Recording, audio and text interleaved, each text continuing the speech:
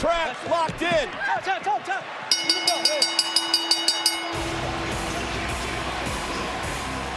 What up, y'all?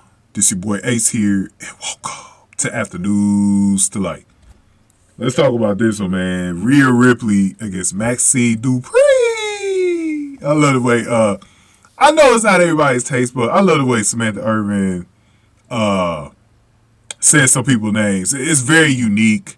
I don't know why people take it so seriously, bro. I be like, why? Like, why you hate some of the quirks she does with the way she pronounces names? Like, it's so weird to me when people complain about that shit. It's like weird, bro. Maybe I don't understand it, but it's just weird to me. So, Maxxine Dupri had a match against Rhea, and y'all know how this is going to go. The interesting thing was that she had Ivy Nile with her, though. And so, let's go over how this match went. So, Wade Barrett recalled that Chad Gable was telling Dupri that she didn't need to be nervous, right? Barrett questioned what planet Gable was coming from and then put over Rhea Ripley, right? He wasn't wrong, though.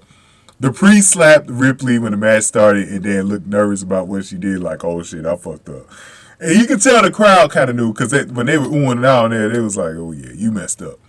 So Ripley powered up Dupri, who performed a lousy huracanrana on his scissors takedown. Ripley came back with a big boot to the chest. Ripley followed up with a Riptide. Ripley taunted Dupri by asking her if she thinks this is funny before telling her that she is nothing, a little girl. Ripley applied the Prism Lock and got the submission win. So she did a submission on Dupri. She won this match in like 2 minutes.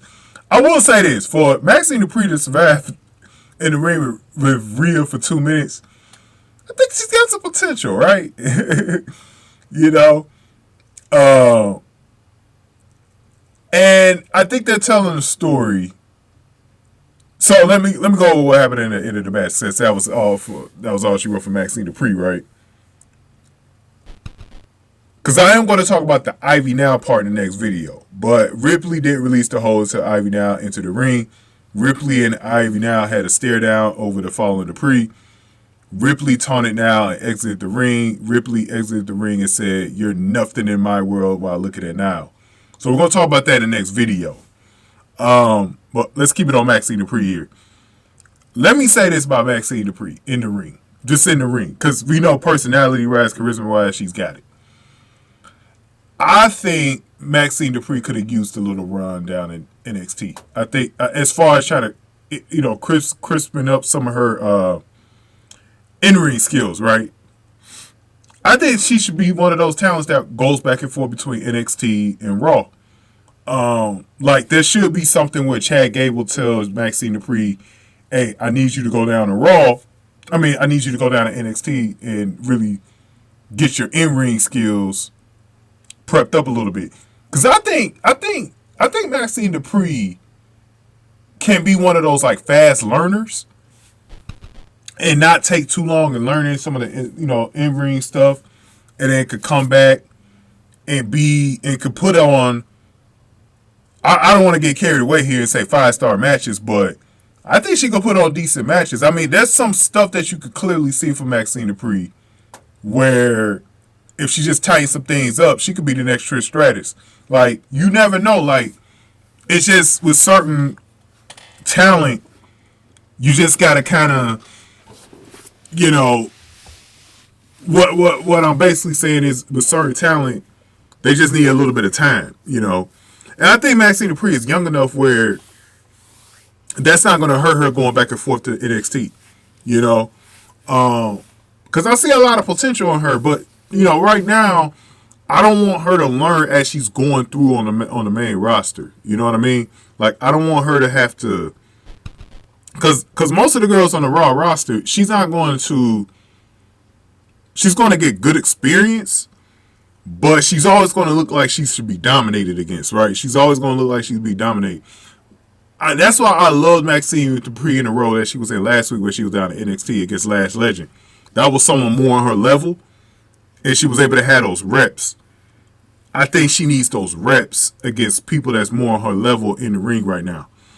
Because right now, it shows too much the difference between Rhea and Maxxine Dupri. And I'm not talking about just the way the match was booked. I'm talking about real in-ring skill.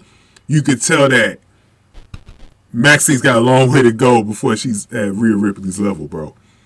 Like, you could tell. So I do think that that's something for Maxxine. I think it'll be good for her because I really do got high aspirations for her. She's really good, like I said, charisma-wise, so she don't need none of that. Like, she don't need too much skill there. So if you just could get the in-ring part, and you could really have her look like a real female disciple of Chad Gable, and then you can have her, you know, continue to spar with Ivy Nile, bro. Like, you could tell that story, bro. Like, I think it'd be amazing, man. Just have her go back and forth. And that's with me even, you know, y'all know my thoughts on NXT's female roster right now. It's super deep. You know, but I still think you could have those reps where she goes back and forth, man.